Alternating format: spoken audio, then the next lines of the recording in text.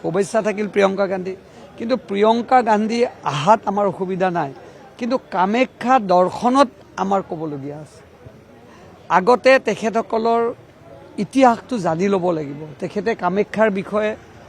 জানিব লাগিব কামাখ্যাৰ দৰে এখন পীঠত কোনবিলাক ব্যক্তিয়ে যাব পাৰে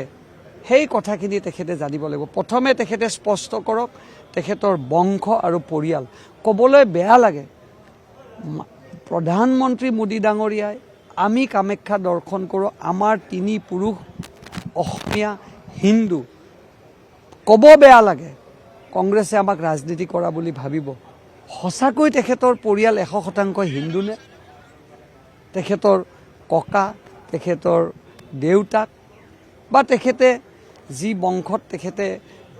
লগত জড়িত আছে প্ৰথম নিজে পবিত্ৰ হ'ব লাগিব আৰু নিজে সনাতনী হ'ব লাগিব দেখুৱাই পেলাই কামাখ্যা দৰ্শন আমাৰতো দুখ লাগিছে কিয় দুখ লাগিছে কামাখ্যাত কিবা পাপ লাগি যায় নেকি আৰু আমি গোটেই কামৰূপৰ লগত এই কামাখ্যাখন জড়িত সেইকাৰণে মই ভাবোঁ যে তেখেতে বাহিৰৰ পৰাই দৰ্শন কৰা ভাল মই ভাবোঁ ভিতৰত গৈ দৰ্শন কৰাৰ আগতে নিজে শুদ্ধ মনেৰে দৰ্শন কৰিব পাৰিবনে কামাখ্যাৰ ইতিহাস তেখেতে জানেনে এবাৰ সুধিবচোন কামাখ্যাৰ ইতিহাসটো কি তেখেতে মই ভাবোঁ যে ভগৱানে তেখেতক সুমতি দিয়ক